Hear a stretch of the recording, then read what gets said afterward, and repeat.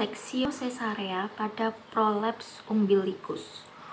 Prolaps tali pusat itu merupakan suatu keadaan gawat darurat dalam bidang obstetrik yang mengancam jiwa janin, yang mana pembuluh darah umbilikalis terganggu oleh kompresi tali pusat.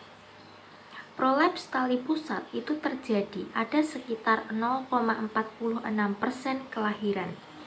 Kejadian prolaps tali pusat dilaporkan 1 dalam 160 sampai dengan 714 kelahiran.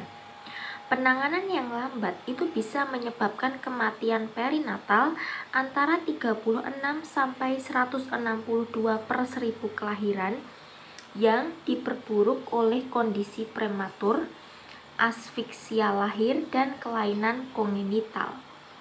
Laporan lain menyebutkan bahwa angka kejadian berkisar antara 0,1% sampai dengan 0,6 kelahiran. Beberapa faktor risiko yang menyebabkan terjadinya prolaps tali pusat itu seperti malpresentasi, kehamilan multiple, prematuritas, multipararitas, ketuban pecah dini, polyhydramnions, dan janin kecil. Penelitian yang dilakukan di Turki itu mendapatkan adanya hubungan yang signifikan antara prolaps tali pusat dengan intervensi obstetrik seperti insersi kateter intrauterin, rotasi manual pada kepala janin, dan induksi persalinan. Diagnosis dan intervensi segera harus dilakukan untuk mengurangi angka kesakitan dan kematian perinatal. Masuk ke bab penata laksanaan. Waktu adalah hal yang sangat penting dalam menolong persalinan dengan prolaps tali pusat untuk mengurangi lama kompresi pada tali pusat. Respon waktu antara diagnosis dengan intervensi disebut diagnosis delivery interval atau DDI. Salah satu penata laksanaan segera adalah dengan metode yang dapat mengurangi tekanan bagian terendah janin pada tali pusat dalam upaya untuk mencegah dan meminimalkan kerusakan yang bisa terjadi pada sirkulasi janin seperti perubahan posisi. Itu ya, hadapi pasien dengan tenang, kemudian panggil asisten termasuk anestetis, pediatrician, tim kamar bedah, mungkin dibutuhkan tindakan seksio sesarea. Kemudian bidang apabila sedang dalam infusi oksitosin itu harus segera dihentikan. Kemudian berikan O2 masker 15 L per menit untuk meningkatkan PaO2 pada janin yang hipoksik. Kemudian apabila diagnosa sudah ditegakkan, posisikan pasien dengan knee chest position atau miring ke kiri, yakni dengan bantal di bawah pinggul atau Trendelenburg untuk mengurangi kompresi tali pusat. Selanjutnya lakukan colok vagina. Apabila terjadi ruptur membran spontan, dorong presentasi janin supaya mengurangi tekanan pada tali pusat oleh dinding pelvis. Selanjutnya, manipulasi yang berlebihan pada tali pusat harus dihindari.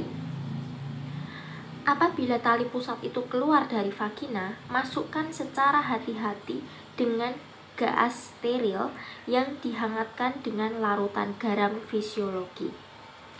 Apabila persalinan segera tidak memungkinkan, isi kandung kemih dengan 500 sampai dengan 750 ml larutan garam fisiologis melalui kateter Foley, dan ini akan mendorong bagian presentasi di bawah spina ischiadica yang akan mengurangi tekanan terhadap tali pusat. Berikan tokolitik untuk mengurangi kontraksi uterus dan terbutalin 0,25 mg subkutan untuk mengatasi bradikardi. Pantau denyut jantung janin dengan auskultasi atau ultrasound scan. Pasang jalur infus dengan jarum besar dan ambil sampel darah untuk pemeriksaan laboratorium. Selanjutnya, tindakan persalinan segera akan dipertimbangkan sebagai berikut. Yang pertama, apabila pembukaan serviks maksimal, segera pimpin untuk persalinan pervaginam apabila diperkirakan bisa berjalan cepat dan juga aman. Yang kedua, apabila kondisi janin baik, tidak ada kompresi tali pusat, memungkinkan untuk dilakukan seksio sesarea dengan anestesi spinal. Yang ketiga, apabila terjadi kompresi tali pusat atau denyut jantung janin abnormal, janin harus segera dilahirkan.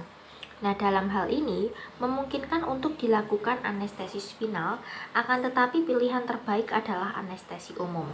Yang keempat, pada kejadian fetal death dan pembukaan serviks maksimal, biasanya praktisi itu menghentikan intervensi dan kemudian mengikuti proses persalinan hingga bayi itu lahir.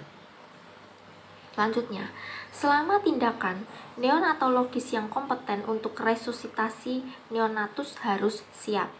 Sesudah bayi lahir, ambil darah arteri dan vena melalui tali pusat untuk pemeriksaan analisa gas darah.